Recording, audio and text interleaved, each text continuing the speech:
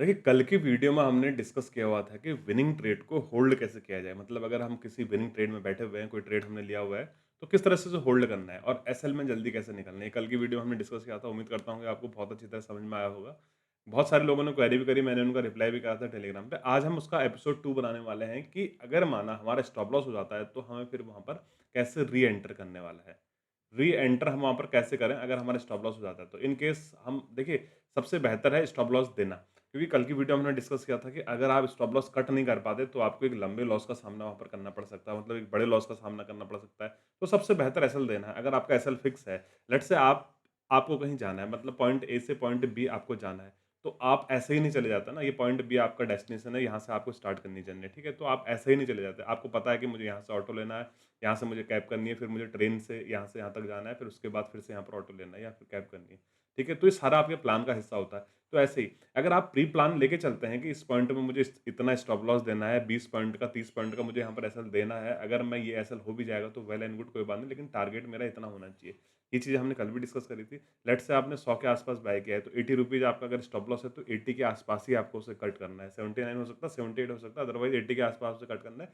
और टारगेट अगर आपको 130 है, तो 130 के आसपास उसे आपने कट करना है। 130 टच करके अगर आप वेट कर रहे हैं, भले ही आपको 110 में वो कट करना पड़े, लेकिन आपने अपना प्रोसेस फॉलो किया ना, तो that is the most important. ये प्रोसेस फॉलो करने वाली जो प्रक्रिया है और जो प्रोसेस फॉलो करने वाला जो रूल है, ये बहुत इंपॉर्टेंट होने वाला है। तो इसी इसी एपिसोड को आगे बढ़ाते हुए आज हम डिस्कस करते हैं री एंट्री, किस तरह से री एंट्री हम यहाँ पर कर सकते हैं। और री एंट्री बहुत इंपॉर्टेंट होती है, क्योंकि किसी भी ट्रेड में अगर आपका व्यू सही है, वॉलेटिलिटी के कारण आपका स्टॉप लॉस चला जाता है या किसी अदर कुछ भी रीज़न हो सकता है, आपका स्टॉप लॉस चला गया, प्रीमियम टिके की वजह से ऐसा चला गया, तो आपको वहाँ पर री एंट्री बनानी है, क्योंकि आपका व्यू तो सही है ना, आपका प्रोसेस अभी पूरी नहीं हुआ है। आपने आपके स्टॉप लॉस की तरफ आया, आपने एसएल कट किया। इन केस अगर आप एसएल कट नहीं करते, देखिए कभी-कभी क्या होता है, हमने लेट्स से 100 के आसपास बाय किया है, मार्केट 80 हमारा एसएल है, ठीक है? स्टॉप लॉस हमारा 80 है और टारगेट हमारा 130 है। सेम इसी एग्जांपल को ले लेते हैं हम। कभी-कभी क्या होता है, देखिए 100 के आसपास बाय करने पे 105 आता है, उसके बाद मार्केट नीचे की तरफ आता हुआ दिखाई देता है और ये 50 तक आ जाता है। फिर हम देखते हैं कि अगर ये हमने कट नहीं किया होता, तो फिर ये दोबारा 150 का इसने हाई लगाया। देखिए ऐसा आपको कभी-कभी देखने को मिलेगा, लेकिन कभी-कभी वाला हमें नहीं चाहिए। हमें चाहिए सिर्फ हमारे वाले 20 से 30 पॉइंट। तो स्टॉप लॉस कट करना बहुत ज़रूरी है। अगर स्टॉप लॉस आपने कट किया है, वेल एंड गुड, आपको यहाँ पर 700, 800, ₹1000 का लॉस हुआ, जो भी आपका प्लान्ड लॉस था। अगर मार्केट दोबारा से 100 के ऊपर जाता है, तो आप दोबारा से यहाँ पर एंट्री करने वाले हैं। ऑप्शन में भी कैसे एंट्री करेंगे, ये भी बताऊँगा मैं, स्पॉट में कैसे एंट्री करेंगे, ये भी बताऊँगा। पहले हम यहाँ पर स्पॉट का देख लेते हैं कि स्पॉट में कैसे एंट्री करनी है, फिर हम चार्ट पे बैक टेस्ट भी से करने वाले हैं। लेट्स से देखें, ये एक ब्रेकआउट लेवल है, ठीक है? मार्केट ने इस लेवल का ब्रेकआउट यहाँ पर दिया हुआ है। ब्रेकआउट दिया, आपने यहाँ पर एंट्री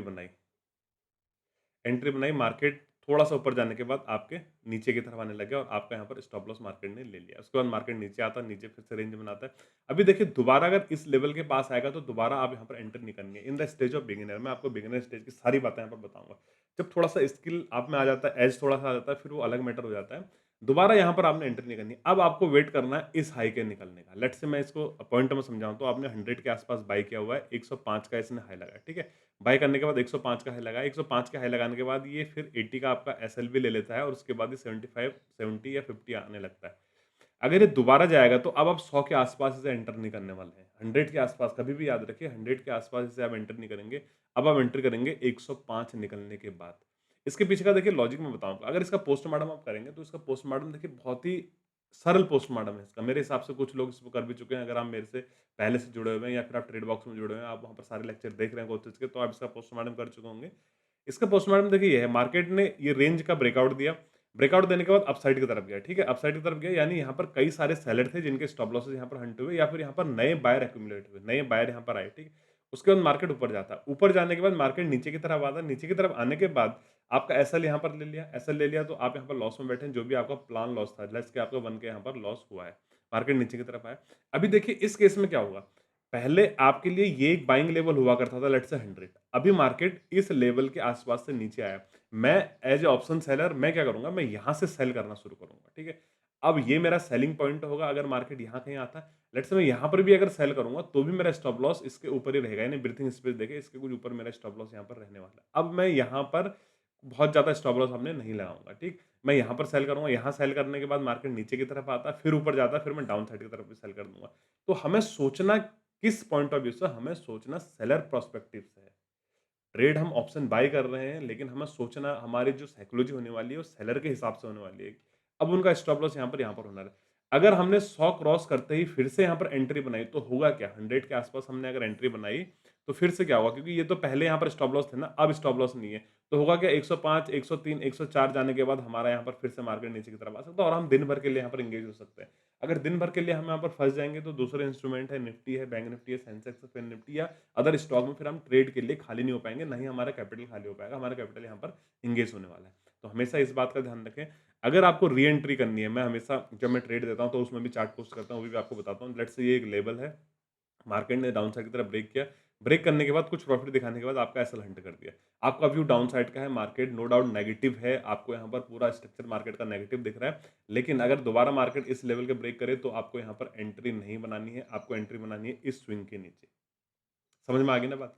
बहुत छोटी वीडियो बनेगी, बहुत साधारण शब्दों में बता रहा हूँ, लेकिन ये सारे शब्द बहुत इंपॉर्टेंट होने वाले हैं। आपको अब यहाँ एंट्री बनानी है, स्टॉप लॉस आपके कैपिटल के अकॉर्डिंग होगा, स्टॉप लॉस आपको स्विंग के अकॉर्डिंग होगा, स्टॉप लॉस आपको मार्केट स्ट्रक्चर यहाँ पर देने वाला है। अगर स्टॉप लॉस आपको पहले से लंबा पड़ रहा है, तो आप कैपिटल कम कर लीजिए, कैपिटल कम करना ही बेहतर है। अब देखिए इसे ऑप्शन में किस तरह से इसे ट्रेड करेंगे, ऑप्शन कैसे रहेगा? लेट्स से आपने अगर 50 के आस-पास कुछ बाय किया है, ठीक है? 50 के आसपास हमने ऑप्शन बाय किया है सी, लेट्स से एक्सपायरी की बात कर लेते हैं, सी आपने 50 के आसपास बाय किया हुआ है। माना ये 65 का हाई लगा के आ गया, फिर उसके बाद डाउन साइड की तरफ आके आपका ₹25 का स्टॉप लॉस इसने हंट कर दिया। स्टॉप लॉस हंट कर दिया। अभी देखिए अब अगली बार अगर ये 50 का हाई निकाले तो आपको यहाँ पर एंट्री नहीं करनी है। अब आपको 65 का हाई निकालना है क्योंकि जिसने भी सेल किया होगा तो उसने ऑब्वियस सी बात है 70 का स्टॉप लॉस लगाया होगा ना सर, 80 का स्टॉप लॉस लगाया होगा। वो ऐसा तो है नहीं 50 का 55 का स्टॉप लॉस लगा देगा क्योंकि उसने आप 65 पे सेल किया है। मार्केट नीचे आया, कुछ लोगों ने तो सेल किया है, कुछ ने तो प्रॉफिट बुकिंग किया। प्रॉफिट बुकिंग मीन्स मैंने बाय किया था, मैंने 65 पे सेल किया है, तो जिसने सेल किया है उसने तो वहाँ पर बाय किया होगा। समझ रहे हैं ना? तो किसी ने तो यहाँ पर प्रॉफिट बुकिंग किया, किसी ने तो यहाँ पर सेल किया होगा, तो जिसने भी यहाँ पर सेल किया होगा अब उसका स्टॉप लॉस या तो 70 होना चाहिए या फिर 80 होना चाहिए। तो जब भी मार्केट 65 के उसके कॉस्ट टू कॉस्ट आएगा, ऊपर की तरफ निकलेगा, तभी वो पेनिंग में आने वाला है, तब हमको यहाँ पर अपसाइड की तरफ मार्केट जाता हुआ दिखाई देगा। तो ये पहला रूल है री एंट्री का। री एंटर आपको तभी मार्केट में करना है जब मार्केट में आपके जो नया स्विंग आप लग चुका है, उसको मार्केट यहाँ पर निकाले। लेट्स से यहाँ पर एग्जाम्पल देते हैं, तो डेली कैंडल का चार्ट लगाया, 5 मिनट का यहाँ पर चार्ट लगा के मैं आपको एग्जाम्पल बताता हूँ। देखिए, अगर वॉलेटिलिटी के कारण आपका स्टॉप लॉस चला जाता है तो कोई बात नहीं। अगर वॉलेटिलिटी के कारण स्टॉप लॉस चला जाता है, आपका व्यू सही है, तो आपको वहाँ पर एंट्री करनी ही करनी है। लेट्स से आपको मैं एग्जांपल देता हूँ, ठीक है? इस स्विंग के नीचे आपने यहाँ पर प्लान किया है कि मैं यहाँ पर एंट्री करूँगा। इस स्विंग के नीचे आप एंट्री करूँगा। मार्केट डाउन साइड की तरफ आया। अभी जब ये स्विंग दोबारा ब्रेक करेगा तो आपको यहाँ पर एंट्री नहीं करनी है। आपको आपको एंट्री करनी है इस स्विंग के नीचे। स्टॉप लॉस आपका इसके नीचे हो सकता है या फिर अपने उसके मीन्स हमने कैपिटल के हिसाब से, अगर आपका कैपिटल 1000 का लॉस लिए आपको लेना है तो आप उस हिसाब से अपना रिस्क रिवॉर्ड रेशियो मैनेज करेंगे, उस हिसाब से हमने क्वांटिटी साइज को यहाँ पर कम कर देंगे। अब आपकी एंट्री सेम इस कैंडल पर नहीं होने वाली है। ये ट्रेंड लाइन का ब्रेकडाउन हुआ, ब्रेकडाउन होने के बाद आपने यहाँ एंट्री करी, वो एंट्री करने के बाद मार्केट वापस चले, कुछ भी कारण हो सकता है एंट्री करने का, अभी हम उस पर नहीं जाएँगे। यहाँ पर एंट्री करी तो दोबारा इस पॉइंट पे आपने एंट्री नहीं करनी है, अब दोबारा आप इस लेवल के आस-पास आपको यहाँ पर एंट्री करनी है। तो हमेशा इस बात का ध्यान रखें, आप बैक टेस्ट करके देख सकते हैं चार्ट में, आपको बैक टेस्ट करके बहुत बेहतर वहाँ पर मिल जाएगा। लेट्स से देखिए आपने इस रेंज के ब्रेकआउट पर एंट्री करी, ठीक है? अभी तो मार्केट यहाँ पर लोअर लो आपको बनाता हुआ दिख रहा है। अब यहाँ पर ये सिनेरियो हमारा बैठना है, जब भी आपको री एंट्री करनी है, जब भी आपको वोलेटिलिटी में स्टॉप लॉस चला जाता है, तो उस समय आप अपना स्टॉप लॉस हमेशा देने के बाद स्टॉप लॉस, हाँ, आप एक बार दे देंगे और स्टॉप लॉस देने के बाद आपको एंट्री करनी है, लेकिन दूसरा स्विंग निकलने के बाद। पहले स्विंग निकलने के बाद आपको वहाँ पर एंटर नहीं करना है। अगर पहले स्विंग निकलने के बाद आप एंटर कर रहे हैं, तो हमेशा आप वहाँ पर फँस सकते हैं। ऐसे कई सारे एग्ज़ाम्पल हैं, जैसे यहीं पर ले लेते हैं देखिए, मार्केट में मीन्स आपने किसी भी कारण से अगर यहाँ कहीं एंट्री करी है ब्रेकडाउन पर, ब्रेकडाउन करने के बाद अगर ये लेवल निकल गया है, लेट्स से आपने यहाँ पर कोई पी का सेटअप आपको बनना है, आपने यहाँ एंट्री करी, आपका स्टॉप लॉस हिट हो गया, लेकिन अब दोबारा आप इस लेवल के आस-पास एंटर नहीं करेंगे, दोबारा इस लेवल को नीचे की तरफ निकलने देंगे। अगर ये लेवल निकला तो ही आपको यहाँ पर एंट्री बनानी है। ऐसा एग्ज़ाम्पल आप चार्ट पे ढूँढ सकते हैं।